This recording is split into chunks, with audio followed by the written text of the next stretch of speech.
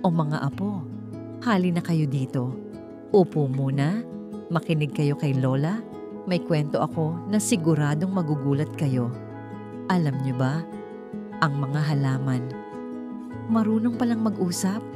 Hindi tulad natin na may bibig, pero meron silang sariling paraan.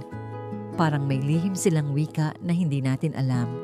Nako, nung una kong narinig to, akala ko gawa-gawa lang. Pero totoo pala. Gusto niyo malaman kung paano? O sige, makinig kayo ha? Kwentong panggabi to, pero hindi nakakatakot. Nakamamangha. Kapag nasa gubat ka, parang ang tahimik, di ba? Akala mo walang nangyayari. Pero ang totoo, may mga bagay doon na hindi natin basta naririnig. Kasi ang mga halaman, nagbubulungan. Oo, totoo yan. Parang mga tsismosa sa kanto. Nagsasabihan sila kapag may panganib o kung may nangyayaring kakaiba. Ginagamit nila yung ugat at mga amoy para magpasa ng mensahe. Oh, di ba? Akala mo sila'y tahimik lang. Mas madaldal pa minsan. Eto pa, mga anak, alam niyo ba? May internet din ang mga puno. Hindi syempre yung may wifi, pero yung mga ugat nila at mga kabute, oo, yung fungi.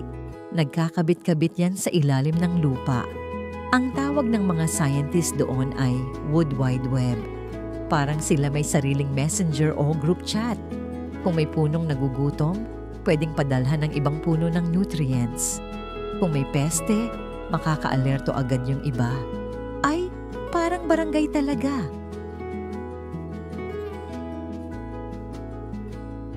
May kwento pa ako. Isang halaman, halimbawa, kamatis, kinagat ng uod. Imbes na sumigaw, alam nyo anong ginawa? Naglabas siya ng amoy. Oo, parang usok na di natin masyadong naamoy. Pero ibang halaman, naaamoy nila yon. Sinasabi nun na, hoy, may kumakain sa akin. Kaya yung mga kapitbahay niya, aba, naghanda agad. Naglabas ng chemical para di na rin sila lapitan ng uod. Alerto sila, parang may bantay.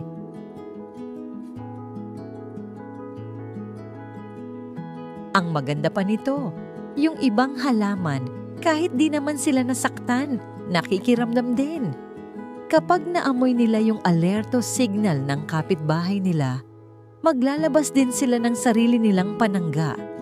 Parang sinasabi, uy baka kami na ang sunod, maghanda na tayo. Di ba ang saya? Nagmamalasakitan sila.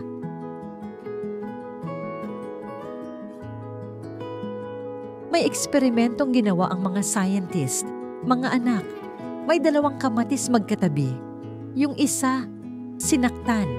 Yung isa, hindi ginalaw. Pero biglang nag-react yung isa, kahit wala naman siyang sugat. Parang nakaramdam siya. Na-alert siya kasi naramdaman niya yung signal ng kasama niya. Sabi nga ng scientist, para silang may cellphone sa ilalim ng lupa. Grabe no?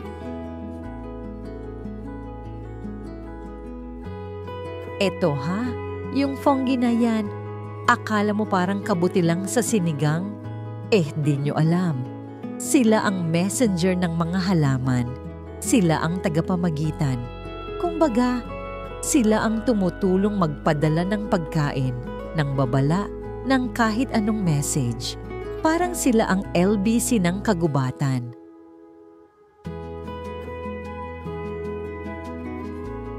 Kapag ang isang matandang puno ay malapit na mamatay, hindi lang siya basta nalalagas. Alam niyo bang binibigay niya ang natitira niyang nutrients sa mga batang punla sa paligid niya?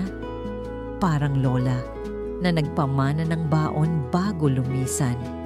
Ang tawag sa ganyan ay mother tree. Parang ina na nag-aalaga sa susunod na henerasyon. Alam niyo, apo, kapag tumingin kayo sa kagubatan, huwag kayong tumingin lang sa taas.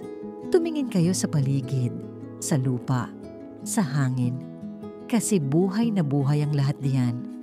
Hindi man sila nagsasalita, pero kung marunong lang tayong makiramdam, baka marinig din natin ang mga kwento nila.